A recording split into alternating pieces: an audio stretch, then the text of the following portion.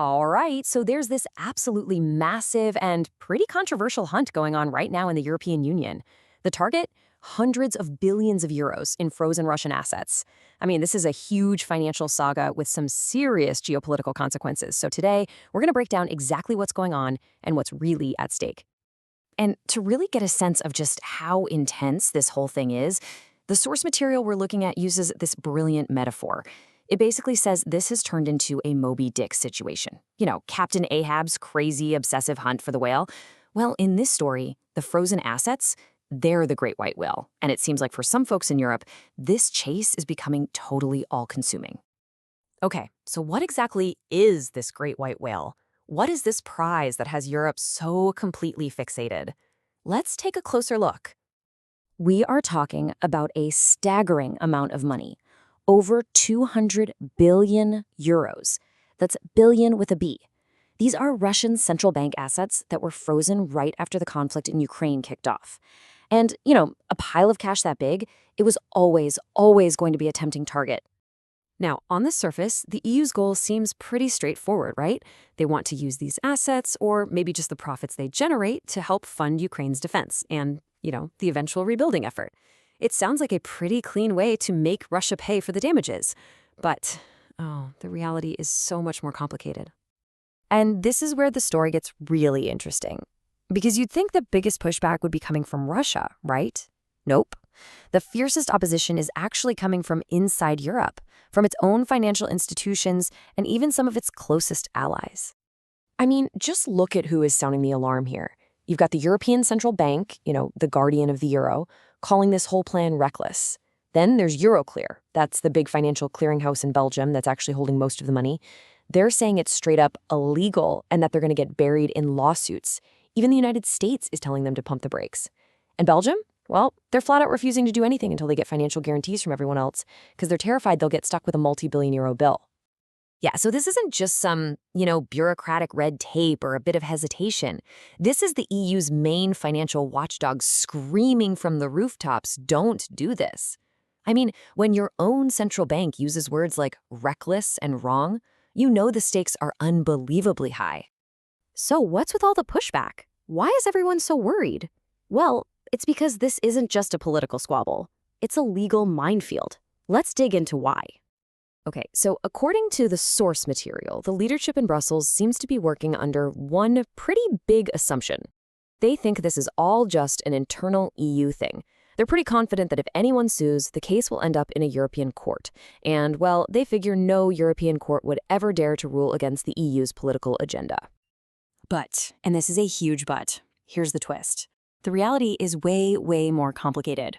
Turns out there's this old trade treaty between Belgium and Russia. And buried inside that treaty is a little clause that says any disputes can be settled in a special international court, not an EU one.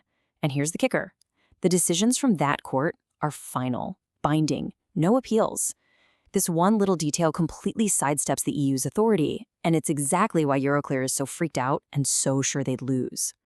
So, with all these legal roadblocks popping up and opposition growing, what's the European Commission doing? Well, they're reportedly scrambling for a workaround, a plan B, and this new plan might be even more controversial than the first one. And you don't have to take my word for it. The alarm bells are ringing pretty loud. We're hearing that senior officials inside the EU are calling these new ideas crazy. So, what is this supposedly crazy new plan? Okay, you gotta follow the logic here, because it gets a little circular. The new idea is to use the EU's emergency powers. So, step 1, declare a financial emergency. Simple enough.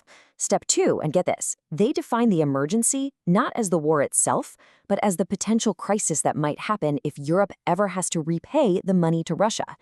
And then step 3, they use those emergency powers, which are meant to protect the economy, to justify seizing the assets forever. So basically, they're inventing a crisis on paper to solve a problem that they themselves created. It's a lot. And the source we're pulling from just sums this whole legal mess up with a very simple, very blunt line. It does not get madder than this. And that really tells you everything, right? It just screams desperation and a willingness to bend the rules right until they snap. Okay, so this kind of brings us to the bigger picture. Let's zoom out. Beyond just trying to get money for Ukraine, what else is going on here? What are the real motivations? And what could the long-term fallout be for Europe? But there's another really strange part of this whole story, the numbers. They keep changing. When this all started, we were told it was over 200 billion euros, that it was 193, now it's 185, and we're not talking about small shifts here that you could just blame on the market going up and down. Which, of course, leads to a very, very uncomfortable question that's being raised. If the total keeps going down, has some of this money already been spent? Is it possible that some countries have been dipping into these funds, or maybe making promises based on that money, just assuming they'd get to keep it? I mean, if that's true, that's a massive scandal just waiting to blow up. And that's exactly why those warnings from the ECB and others are so dire. The potential fallout here is just enormous. If the EU goes through with this, they risk losing the trust of global investors who might think Europe isn't a safe place for their money anymore. It could create a precedent for what some are calling legalized theft. It could also lead to a massive power grab for the European Commission over its member countries. And of course, it could absolutely wreck Belgium's economy, leaving them on the hook for billions and billions in damages. So in the end, that's the central question we're left with, isn't it? Is this whole chase a desperate but necessary move to fund a really critical war effort? Or is it a reckless Moby Dick-style gamble, one that's driven by obsession and could end up shattering Europe's legal foundations and its entire reputation as a safe, stable financial power for years to come?